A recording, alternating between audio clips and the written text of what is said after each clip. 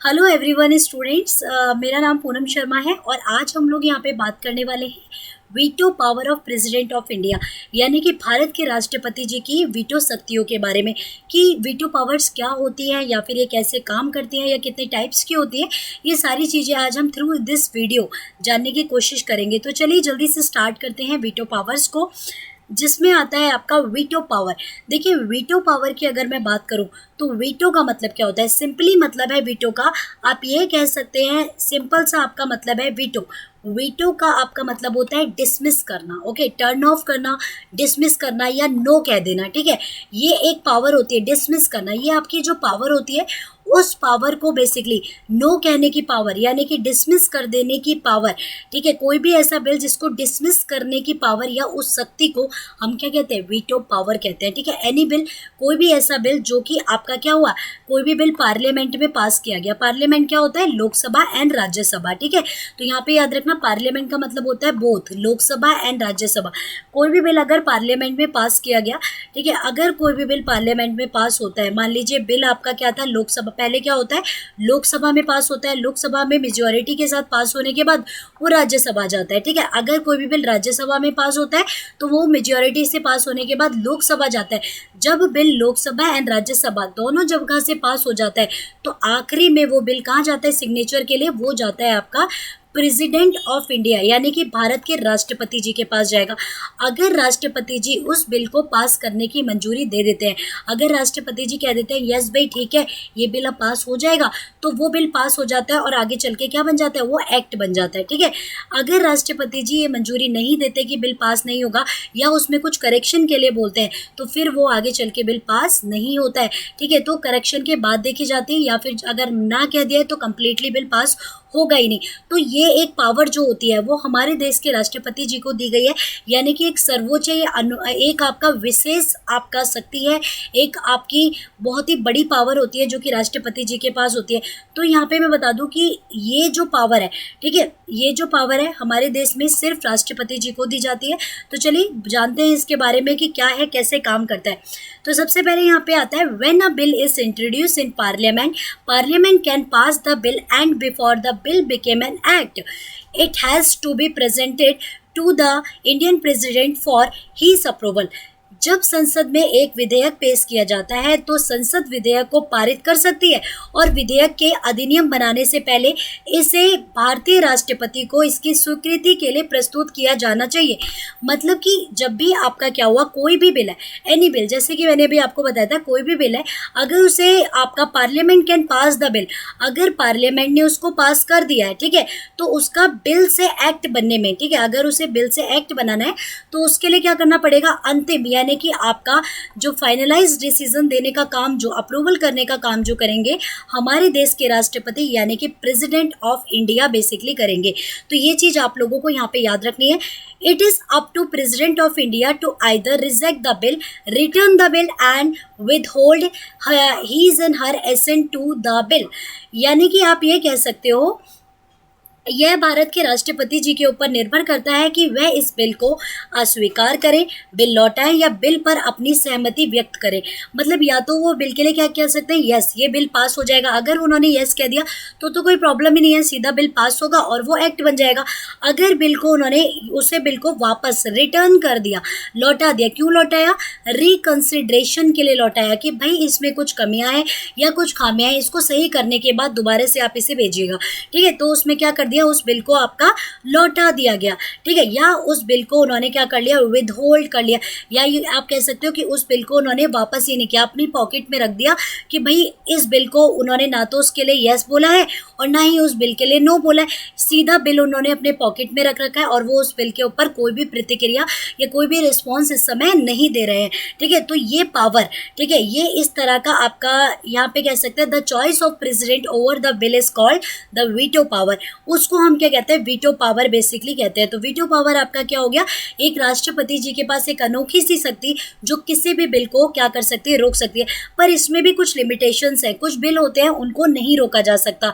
जैसे कि वो कौन से बिल होते हैं वो हम लोग अभी यहाँ पे आपका डिस्कस कर लेते हैं। ठीक है, जैसे आपका पहला क्या होता है, एक तो होता है आपका amendment bill, constitutional amendment bill, एक in case of constitutional amendment bill, अगर हम कॉन्स्टिट्यूशनल अमेंडमेंट बिल की बात करें यानी कि आपका संवैधानिक संशोधन आपका जो बिल होता है, ठीक है, ये जो संवैधानिक संशोधन विधान या बिल होते हैं, इन कंडीशंस में राष्ट्रपति जी क्या कर सकते हैं, ना तो उस बिल को वापस भेज सकते हैं और ना ही उसके लिए नो कह सकते हैं। इस बिल को उन्हें क्या करना होता है, उसको पास करना यहाँ पर कंपलसरी होता है इन case of constitutional amendment bill, पहला। दूसरा इसमें आता है मनी बिल। देखिए अगर मैं मनी बिल की बात करूं, ठीक है, अगर मैं यहाँ पे स्टूडेंट्स मनी बिल की बात करूं तो मनी बिल इंडियन कॉन्स्टिट्यूशन के आर्टिकल 110 यानी कि 110 के अंदर आता है, 110 अनुच्छेद के अंदर बेसिकली ये आता है। मनी बिल जो होता है, क्योंकि मनी बिल आपका जब पारित किया जाता है या मनी बिल जब आपका पास होना होता है तो उससे पहले जो राष्ट्रपति जी की क्या होती है, सलाह ली जाती है। तो मनी बिल बनने से पहले ही राष्ट्रपति जी की उस पर सलाह ली जाती है। तो जब वो पास हो जाता है तो राष्ट्रपति जी उसके लिए उनको क्या करते हैं, या तो यस कह सकते हैं या नो कह सकते हैं, पर उस बिल को वो वापस नहीं भेज सकते, क्योंकि मनी बिल क्या होता है, वो ऑलरेडी राष्ट्रपति जी की सहमति पे बनता है। इसीलिए ज़्यादातर केसेस में मनी बिल का क्या रहता है रोल, कि वो हमेशा पास ही किया जाता है। तो ये चीज़ आप लोगों को यहाँ पर पता होना बहुत ज़रूरी है। साथ में आपको ये भी बिल पता होना चाहिए कि यहाँ पे हमने बात करी कि वीटो पावर्स क्या होती है, और वीटो पावर्स में बेसिकली मनी बिल और आपका कॉन्स्टिट्यूशनल अमेंडमेंट के केस में वीटो पावर थोड़ी अलग हो जाती है। तो ये चीज़ मैंने आपको बताई। अब यहाँ पे बात करते हैं कि हमारी जो वीटो पावर्स होती हैं, वीटो पावर्स कितने टाइप की होती हैं, ठीक है। तो वीटो पावर्स जो हमारी होती हैं ये आपका 3 टाइप्स की होती है। उसमें मैं आपको बता दूं, ये इंडियन कॉन्स्टिट्यूशन के आर्टिकल 111 यानी कि आपका 111 आर्टिकल के तहत बेसिकली इन 3 वीटो पावर्स को बेसिकली रखा गया है। यहाँ पर अगर हम बात करें यानी कि टाइप्स को बात करने से पहले हम ये कह सकते हैं कि वीटो पावर की आवश्यकता क्यों पड़ी, कि हमें वीटो पावर की ज़रूरत क्या है, राष्ट्रपति जी को क्या ज़रूरत है कि वीटो पावर उनको मिली हुई है, ठीक है। तो उसके 2 बड़े रीज़न है। एक बड़ा रीज़न क्या है कि अगर कोई भी बिल पार्लियामेंट में पास होता है, अगर वो इम्पेशेंस तरीके से या बहुत ही जल्दबाजी में पेश कर दिया गया हो, उस पर बहुत ज़्यादा एनालाइज ना किया गया हो बिल के ऊपर, और जल्दीबाजी में क्या कर दिया, उस बिल को पास कर दिया और पार्लियामेंट ने उसे क्या कर दिया, प्रेसिडेंट के पास भेज दिया, तो हमारे देश के राष्ट्रपति क्या कर सकते हैं, उस बिल के ऊपर अपना वीटो पावर का प्रयोग कर सकते हैं। क्योंकि देखिए वो हमारे देश के सबसे सर्वोच्च क्या है, सर्वोच्च नागरिक हैं, यानी कि फर्स्ट आपका पर्सन है, यानी कि पहले सिटीजन होते हैं देश के। तो कोई भी बिल है, अगर पार्लियामेंट ने उस पर अच्छे से विचार विमर्श कर उस बिल को नहीं पास किया, अगर उन्हें लगता है राष्ट्रपति जी को, तो राष्ट्रपति जी के पास ये पावर है कि वो उसको क्या कर सकते हैं, वीटो पावर। तो पहला रीज़न यही होता है कि इम्पेशेंस तरीके से या फिर जल्दीबाजी में अगर कोई बिल क्या कर दिया गया, पास कर दिया गया, तो राष्ट्रपति जी के पास ये पावर है कि वो उसको क्या कर सकते हैं, ना कह सकते हैं या मना कर सकते हैं। दूसरा आता है कि अगर कोई भी बिल अनकॉन्स्टिट्यूशनल तरीके से बनाया गया, असंवैधानिक रूप से बनाया गया हो, यानी कि संविधान के जो नियम कानून है उस तरीके से ना बनाया गया हो, ठीक है, तो कोई भी बिल अगर असंवैधानिक तरीके से बनाया गया है तो उन बिल्स को रोकने के लिए भी वीटो पावर्स की जरूरत होती है। तो मेनली ये 2 कारण सबसे बड़े कारण है जो कि मैंने अभी आपसे डिस्कस करे। तो चलिए अब यहाँ पे हम लोग बात करेंगे the 3 types of veto powers, यानी कि हमारी जो वीटो पावर्स होती है वो आपका कंप्लीटली 3 तरीके की होती हैं, जो कि इंडियन कॉन्स्टिट्यूशन के आर्टिकल 11 यानी कि आपका इंडियन कॉन्स्टिट्यूशन के आर्टिकल 111 के अंदर डिफाइन करी गई हैं, ठीक है, यानी कि अनुच्छेद 111 के अंदर उन्हें यहाँ पर पूरी तरह से मेंशन किया गया है। चलिए तो दोस्तों यहाँ पर हम लोग जानेंगे कि वो कौन कौन सी होती हैं। पहली आती है एब्सोल्यूट वीटो। एब्सोल्यूट वीटो का मतलब होता है पूर्ण वीटो, ठीक है, हिंदी में इसको बात करें तो पूर्ण वीटो कहा जाता है। दूसरा होता है सस्पेंसिव वीटो यानी कि निलंबनकारी वीटो, ठीक है, निलंबनकारी वीटो। और तीसरी आती है आपकी पॉकेट वीटो। इसके अलावा आपकी एक और वीटो होती है, वो होती है आपकी 4th वीटो, जो कि हमारे देश में नहीं होती, आप इसे क्वालिफाइड वीटो कहते हैं। याद रखिएगा इस वीटो को क्या कहा जाता है, इसको आपको क्वालिफाइड वीटो के नाम से बेसिकली जानते हैं, क्वालिफाइड वीटो, ठीक है।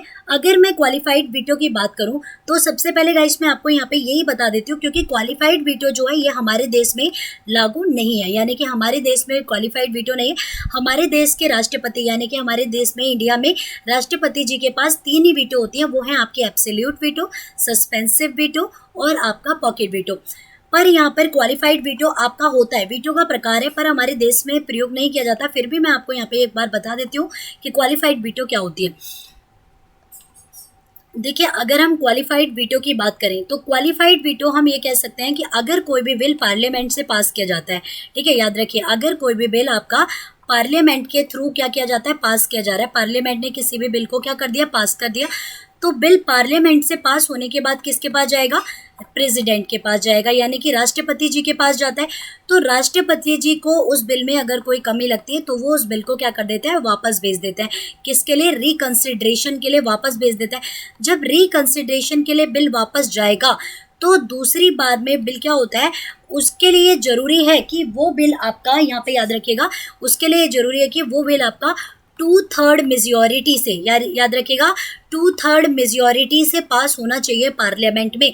2/3 मेजॉरिटी जो होती है उसे आप एक्स्ट्रा ऑर्डिनरी मेजॉरिटी भी कहते हैं, ठीक है। तो वो बिल क्या होना चाहिए, 2/3 मेजॉरिटी से पास होना चाहिए, ठीक है, 2/3 मेजॉरिटी से पास होना चाहिए। तो इस तरह का जो वीटो होता है, जब राष्ट्रपति जी क्या करते हैं, आपके बिल को वापस भेज देते हैं और मांग करते हैं कि उसके लिए क्या होनी चाहिए, स्पेशली 2/3 मेजॉरिटी होनी चाहिए, यानी कि एक्स्ट्रा ऑर्डिनरी मेजॉरिटी के साथ वो बिल अगर पास होगा तभी वो बिल क्या होगा, आगे चल के उस पर राष्ट्रपति जी अपने सिग्नेचर करेंगे या प्रेसिडेंट अपने सिग्नेचर करेंगे, अदरवाइज वो उसके ऊपर सिग्नेचर नहीं करेंगे। तो इस तरह के वीटो को क्वालिफाइड वीटो कहा जाता है, तो ये याद रखिएगा। तो गाइस, ये मैं आपको पहले ही बता चुकी हूँ, हमारे देश में नहीं होता है, पर यहाँ पे मैंने आपको बता दिया कि क्वालिफाइड वीटो क्या होता है। तो चलिए 1 बाय 1 करके हम लोग तीनों वीटो के बारे में पढ़ते हैं। एब्सोल्यूट वीटो क्या है, सस्पेंसिव वीटो क्या है, या पॉकेट वीटो क्या है। तो फर्स्टली हम बात करेंगे एब्सोल्यूट वीटो की। देखिए, एब्सोल्यूट वर्ड ही यहाँ पे बता रहा है कि एब्सोल्यूट का मतलब क्या है, यहाँ पर पूरी तरह से क्या कर देना, उन्होंने कंप्लीटली तरह से कह दिया भाई बिल पास नहीं होगा। नो मतलब नो, यस मतलब यस, यानी कि स्वीकृति दे देना या फिर अपनी सहमति ना देना, ठीक है। तो उसको हम क्या कहते हैं, एब्सोल्यूट वीटो कहते हैं। इस वीटो के अंदर राष्ट्रपति जी के पास से पूरी पावर होती है। अगर कोई भी बिल पार्लियामेंट से पास होकर राष्ट्रपति जी के पास आया तो वो उस बिल के लिए अपनी नामंजूरी व्यक्त कर सकते हैं, या फिर अपना जो भी, अगर उन्हें वो बिल पास नहीं करना तो वो उसे मना कर सकते हैं, ठीक है। The power of president to withhold the assent to bill is term as his absolute veto, ठीक है, यानी कि आपका राष्ट्रपति द्वारा विधेयक पर सहमति को वापस लेने की शक्ति को पूर्ण वीटो कहते हैं। मतलब वो अपनी सहमति को ही वापस ले रहे हैं, उसके ऊपर कोई भी रिएक्ट नहीं कर रहे हैं। उन्होंने क्या कर दिया, रिएक्ट कर रहे हैं, डायरेक्टली कह दे रहे हैं नो, कि वो उस बिल को पास नहीं करे, तो वो डायरेक्टली बिल क्या हो जाएगा, उस बिल को फिर पास नहीं किया जा सकता। वो बिल डायरेक्टली आपका क्या कर दिया जाएगा, वो पास नहीं होगा बिल, ठीक है। और अगर बिल नहीं पास होगा तो वो एक्ट नहीं बनेगा। अगर उन्होंने मंजूरी दे दी, अगर उन्होंने कहा कि जी यस ये बिल आपका कंप्लीटली पास हो गया, अगर मंजूरी दे दी तो वो बिल पास हो जाएगा और आगे चल के वो एक्ट बन जाएगा। तो ये चीज़ गाइस होती है एब्सोल्यूट वीटो में। पर यहाँ पे मैं आपको बता दूं कि राष्ट्रपति, हमारे देश के जो प्रेसिडेंट होते हैं, वो आपका एब्सोल्यूट वीटो कब लगाते हैं, यानी कि वो कब कहते हैं कि भाई आपका वो नामंजूरी कब करते हैं कि भाई वो वीटो पास नहीं होगा, नो कब कहते हैं। तो उसके मेनली सबसे बड़े जो रीजंस होते हैं, वो आपका एक रीज़न ये पाया गया जो आपके प्राइवेट मेंबर ऑफ पार्लियामेंट होते हैं, याद रखिएगा, प्राइवेट मेंबर, ठीक है, प्राइवेट मेंबर, अगर पार्लियामेंट, ठीक है, या फिर आपके कह सकते हैं नॉन गवर्नमेंट मेंबर, या फिर आपके जो सरकारी, जो आपके प्राइवेट, ठीक है, प्राइवेट मेंबर्स हैं, किसी निजी सदस्यों के द्वारा, ठीक है, कोई भी बिल ऐसा पार्लियामेंट में पास कर दिया गया, प्राइवेट मेंबर्स में पार्लियामेंट में पास कर दिया गया जो कि उस करंट में मंत्री नहीं है, याद रखिएगा, जो करंट में क्या है, मंत्री नहीं है, ठीक है। तो उस बिल के कंडीशन में राष्ट्रपति जी के पास ये पूरी पावर है कि वो उस बिल को क्या कर दे, नामंजूर कर दे, यानी कि वो उसे बिल को क्या कर सकते हैं, एब्सोल्यूट वीटो लगा के ना कह सकते हैं। दूसरा क्या होता है, दूसरा सेकंड जो होता है, सेकंड गाइस, वो होता है आपका व्हेन न्यू गवर्नमेंट एंटर्स, ठीक है, व्हेन न्यू गवर्नमेंट एंटर्स, यानी कि जब नई सरकार, ठीक है, तो व्हेन न्यू गवर्नमेंट एंटर, जब नई सरकार आती है, मान लीजिए कोई भी विधेयक है, यानी कि आपका कोई भी बिल है, फॉर एग्जांपल अगर कोई भी बिल है, वो बिल आपका क्या किया गया है, वो बिल आपका पार्लियामेंट में पारित हो चुका है और पार्लियामेंट के द्वारा पास किया जा सकता है, पर लेकिन अभी उस पर राष्ट्रपति जी की मंजूरी नहीं मिली है, यानी कि राष्ट्रपति जी ने उसके ऊपर अभी किसी प्रकार का आपका क्या हुआ है, अपनी परमिशन नहीं दी है कि वो बिल पास होगा या नहीं होगा। मतलब बस बिल क्या हो गया, पार्लियामेंट में पास हो गया और उसी दौरान आपकी नई गवर्नमेंट चेंज हो गई, ठीक है। तो उसी दौरान जो बिल पास किया था वो आपका प्रीवियस गवर्नमेंट ने, यानी कि जो पहले की गवर्नमेंट थी उसने पास किया था, पर अब तो क्या हो गई, नई गवर्नमेंट आ गई। तो जो न्यू गवर्नमेंट होगी वो राष्ट्रपति जी की से ये दरखास्त कर सकती है, ये रिक्वेस्ट कर सकती है कि ये बिल जो किया गया ये आपका प्रीवियस गवर्नमेंट के द्वारा पास किया गया है और आप इस बिल को पास मत करिए। तो राष्ट्रपति जी, क्योंकि अब नई गवर्नमेंट एंटर हो चुकी है तो कुछ रूल्स थोड़े से क्या होंगे, रूल्स इन द सेंस कि कुछ नए बिल पेश किए जाएंगे या उस बिल में कुछ अलग तरीके से चीज़ें आ सकती हैं। तो इसीलिए क्या करते हैं राष्ट्रपति जी, वहाँ पर इस तरह के बिल के ऊपर क्या लगा सकते हैं, पूरी तरह से इसके ऊपर रोक लगा सकते हैं। ठीक है, तो ये चीज़ याद रखिएगा। तो एक तो जब आपका कोई भी प्राइवेट मेंबर या कह सकते हैं कोई भी ऐसा मेंबर जो कि आपका उस समय पर मतलब पार्लियामेंट में मंत्री ना हो और उसके द्वारा वो बिल क्या कर दिया गया हो, पास कर दिया गया, तो राष्ट्रपति जी उस बिल को पूरी तरह से ना कह सकते हैं थ्रू द एब्सोल्यूट वीटो। और दूसरा आता है जब नई गवर्नमेंट एंटर होती है। तो वेल आई होप गाइस कि आप लोगों को यहाँ पे चीज़ें क्लियर हो गई होंगी। अगर मैं यहाँ पे थोड़ा बैकग्राउंड की बात करूँ तो एब्सोल्यूट वीटो का प्रयोग हमारे देश में पहले भी हो चुका है। एब्सोल्यूट वीटो का जो यूज़ किया गया है वो 1954 में किया गया था। पीसीओ जब आपका एक्ट आया था उस एक्ट के दौरान आपका 1954 में हमारे जो फर्स्ट प्रेसिडेंट ऑफ इंडिया यानी कि डॉक्टर राजेंद्र प्रसाद जी के द्वारा एब्सोल्यूट वीटो का प्रयोग किया गया था। इसके बाद आपका 1991 में ये यूज़ किया गया था आपका आर वेंकटरमन जी के द्वारा बेसिकली ये बिल आपका यहाँ पर एब्सोल्यूट के थ्रू एक बिल आपका यहाँ पे नामंजूरी दी गई थी जो कि आपका एक पेंशन भत्ते का बिल था। ठीक है, तो इस बिल के ऊपर नामंजूरी दी गई थी एब्सोल्यूट वीटो के थ्रू ही। तो यहाँ पे उम्मीद है आप लोगों को एब्सोल्यूट वीटो समझ आ गई होगी। तो चलिए हम लोग आगे बढ़ते हैं स्टूडेंट, और आगे नेक्स्ट वीडियो में हम लोग बात करेंगे। ठीक है, तो यहाँ पे मैंने एब्सोल्यूट वीटो के वर्क के लिए यहाँ पे ये खाली रखा था। तो चलिए आगे आता है सस्पेंसिव वीटो यानी कि आपका निलंबनकारी वीटो या निलंबन वीटो।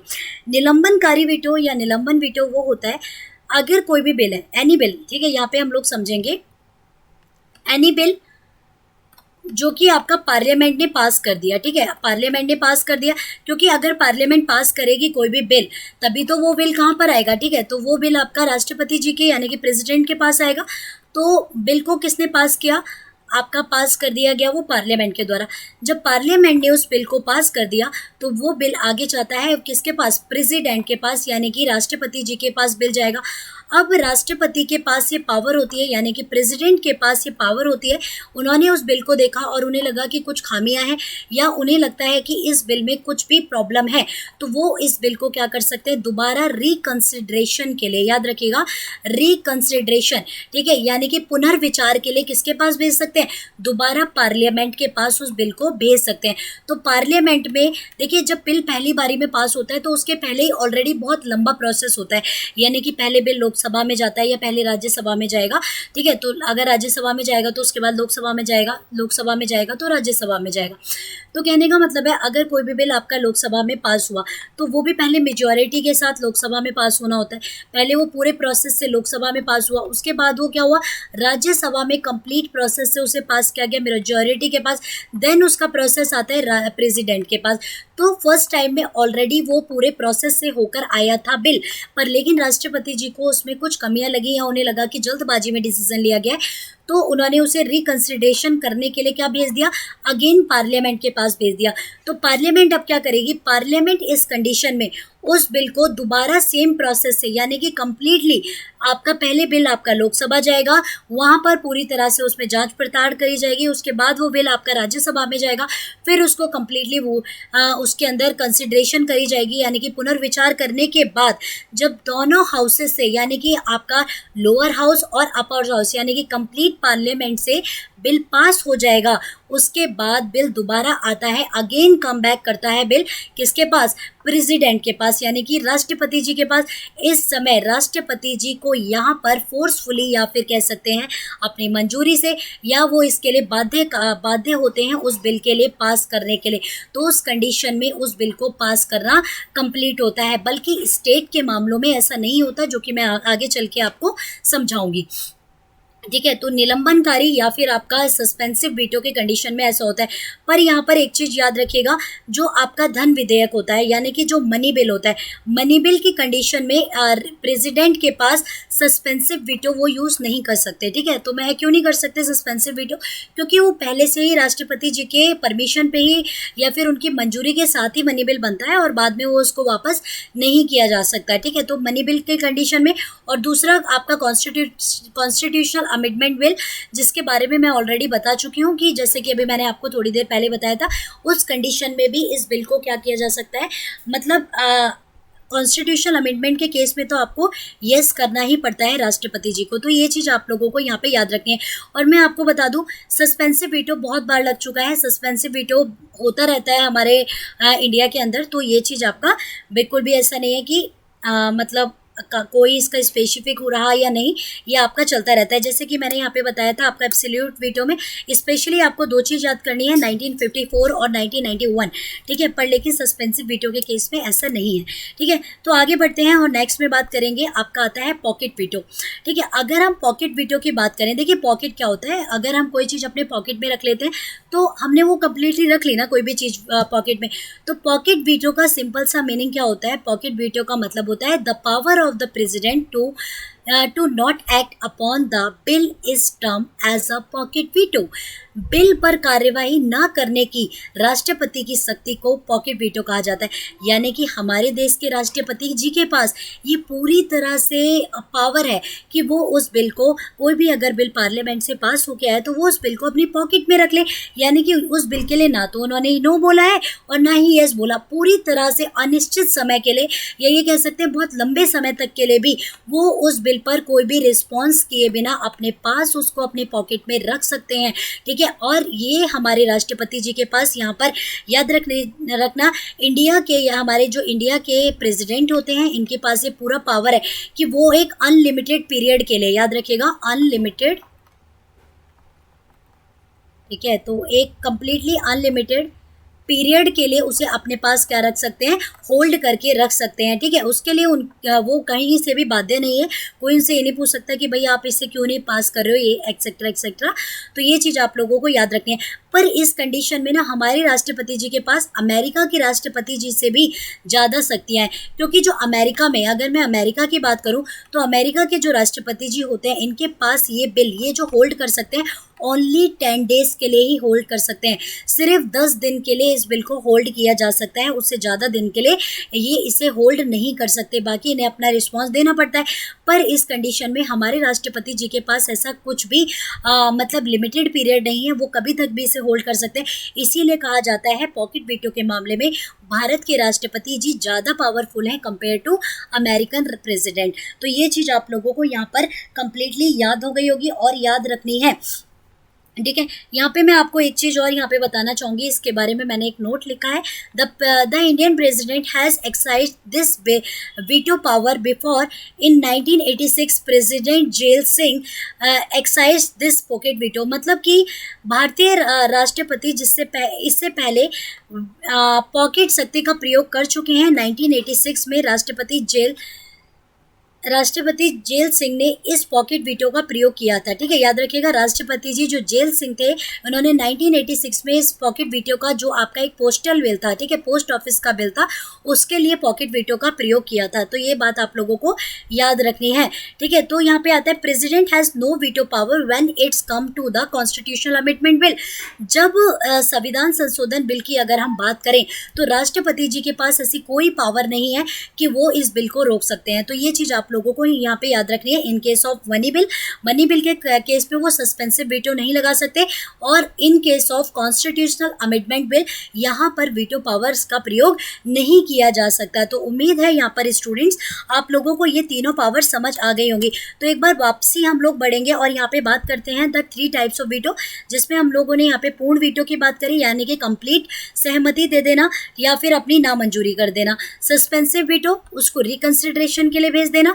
पॉकेट वीटो यानी कि एकदम होल्ड कर लेना, यानी कि ना हाँ कहना और ना ही ना कहना। एक होता है क्वालिफाइड वीटो, जिसमें आपका 2/3 एक्स्ट्रा ऑर्डिनरी मेजोरिटी की ज़रूरत होती है। तो ये चीज़ आप लोगों को यहाँ पर पता होनी चाहिए। उम्मीद है आपको ये यहाँ पर समझ आ गया होगा।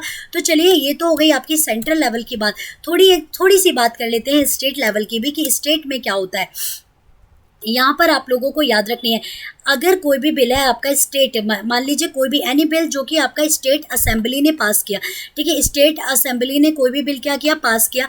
अब देखिए स्टेट असेंबली से जो बिल पास किया जाता है तो वो अपनी मंजूरी के लिए किसके पास आता है, गवर्नर यानी कि राज्यपाल के पास आते हैं, ठीक है। तो राज्यपाल के पास जो बिल आता है तो राज्यपाल के पास उस बिल की मंजूरी के लिए भी कुछ पावर्स होती है जो इंडियन कॉन्स्टिट्यूशन के आर्टिकल 200 में दी गई है, ठीक है। तो इंडियन कॉन्स्टिट्यूशन के आर्टिकल 200 में इन पावर्स को डिफाइंड बेसिकली किया गया है। तो चलिए यहाँ पे बात कर लेते हैं क्या पावर्स हैं। देखिए सबसे पहले अगर मैं आपसे बात करूं गवर्नर की, तो गवर्नर जो होते हैं ये आपके राज्य के होते हैं, ठीक है। राज्य के गवर्नर होते हैं, हर स्टेट में एक सीएम होते हैं और गवर्नर होते हैं। तो गवर्नर जो होते हैं कहीं ना कहीं आपके प्रेसिडेंट के ही रिप्रेजेंटेटिव होते हैं, ठीक है। तो हमारे देश के जो राष्ट्रपति जी हैं वो हर जगह तो काम नहीं कर सकते। हमारे देश के राष्ट्रपति जी पूरे देश में, हालांकि वो हमारे पूरी कंट्री के हेड तो होते हैं, पर लेकिन हर स्टेट पे वो पर्टिकुलर एक बारी में निगरानी नहीं रख सकते। इसीलिए उन्होंने अपनी आइज को रख दिया, eyes in the sense governor को रख दिया कि हर स्टेट पे जाओ और निगरानी करो, ठीक है। आप लोगों को आई थिंक स्टूडेंट समझ आ रहा होगा कि हर स्टेट में जाओ और निगरानी करो। तो राष्ट्रपति जी गवर्नर क्या करने का काम करते हैं, सभी स्टेट्स पे, हर किसी स्टेट में गवर्नर होते हैं और यूनियन टेरिटरीज में लेफ्टिनेंट गवर्नर होते हैं। तो क्या करते हैं, उन स्टेट पे निगरानी रखने का काम करते हैं। इसीलिए जो स्टेट असेंबली होती है वहाँ से अगर कोई भी बिल पास होता है तो वो बिल आपका डायरेक्टली किसके पास जाता है, वो बिल गवर्नर के पास होता है। तो गवर्नर उस बिल के ऊपर जो मंजूरी दे भी सकते हैं और नहीं भी दे सकते। तो गवर्नर के पास जो पावर्स होती हैं वो आपका इंडियन कॉन्स्टिट्यूशन के आर्टिकल 200 में बेसिकली डिफाइन करी गई है, ठीक है। तो उनके पास जो पावर है, या तो वो डायरेक्टली क्या कह सकते हैं, यस ये बिल क्या हो गया आपका, पास हो गया, ठीक है। अगर उन्हें बिल कंप्लीटली सही लगा तो वो एक तो या तो कह दें यस सही है, या वो नो भी कह सकते हैं, या उसे रिकंसिडरेशन के लिए क्या कर सकते हैं, वापस असेंबली भेज सकते हैं, ठीक है। वो कहते हैं कि भाई जाइए और इस बिल को दोबारा से बनाइए। तो राज्य विधायिका द्वारा वो बिल क्या हो जाएगा, दोबारा से रिकंसिडरेशन के लिए चला जाएगा उनके पास, ठीक है। तो वो बिल क्या हो जाएगा, राज्यपाल के द्वारा दोबारा से रिकंसिडरेशन के पास चला जाएगा और उस बिल को फिर रिकंसिडरेट किया जाएगा, ठीक है। तो ये चीज़ आप लोगों को याद रखनी है। तो ये तो 3 ऑप्शन हो गए। चौथा ऑप्शन एक और होता है गवर्नर के पास कि वो आरक्षित कर सकते हैं किसके लिए, बिल को, यानी कि रिजर्व फॉर द प्रेसिडेंट, यानी कि भारत के राष्ट्रपति जी के लिए वो उस बिल को क्या कर सकते हैं, आरक्षित कर सकते हैं या फिर उस बिल को रिजर्व रख सकते हैं। तो राष्ट्रपति जी फिर अपनी वीटो पावर के थ्रू, याद रखिएगा राष्ट्रपति जी के पास जो 3 वीटो पावर होती हैं, राष्ट्रपति जी फिर इनके ऊपर अपनी वो अभी जो मैंने 3 वीटो पावर्स की बात करी, उन तीनों वीटो पावर्स को इस्तेमाल कर सकते हैं, जो कि आपका राष्ट्र के मामले में इंडियन कॉन्स्टिट्यूशन के आर्टिकल आपका 201 में बेसिकली डिफाइन किया गया है, ठीक है। जो इंडियन कॉन्स्टिट्यूशन के आर्टिकल 201 में बेसिकली 201 में डिफाइन किया गया है, इस चीज़ को आप लोगों को याद रखनी है। यहाँ पर इनकी जो 3 पावर हो गई, फिर वो आपका एब्सोल्यूट वीटो, सस्पेंसिव वीटो और पॉकेट वीटो, तीनों वीटो का इस्तेमाल कर सकते हैं। बट याद रखिएगा गाइस, इस कंडीशन में जैसे राष्ट्रपति जी कहते हैं फॉर एग्जांपल सस्पेंसिव वीटो में स्टेट बिल के मामले में कि भाई इस बिल में कुछ कमी है और इस बिल को आप दोबारा से रिकंसिडरेट करिए। तो जब बिल दोबारा से रिकंसिडरेशन के लिए जाएगा तो अब रिकंसिडरेशन होने के बाद, यानी कि बिल के ऊपर पुनर्विचार होने के बाद जब राष्ट्रपति जी के पास यानी कि प्रेसिडेंट के पास बिल दोबारा जाएगा, तो इस कंडीशन में सेंट्रल के मामलों की जैसे राष्ट्रपति जी इस बार बाध्य नहीं है। वो चाहें तो उस बिल के लिए ना भी कह सकते हैं और कह सकते हैं कि भाई ये बिल आपका सही से अभी तक पुनर्विचारित नहीं किया गया, तो आप इसे दोबारा से रिकंसिडरेशन करिए, ठीक है। तो यहाँ पे याद रखिएगा, यहाँ पर राष्ट्रपति जी के पास कोई भी फोर्स नहीं कर सकता रिकंसिडरेशन होने के बाद कि आप उस बिल को पास करेंगे ही करेंगे। तो ये थे आपके गवर्नर के मामले में। तो उम्मीद है आप लोगों को ये सारी चीज़ें क्लियर हो गई होंगी। यहाँ पर हमने वीटोज़ की बात करी है, वीटोज़ के प्रकार की बात करी, तो उम्मीद है आपको ये सारी चीज़ें क्लियर हो गई होंगी। तो थैंक यू फॉर वॉचिंग और अभी के लिए थैंक यू सो मच। तो नेक्स्ट टाइम मिलते हैं। Thank you so much.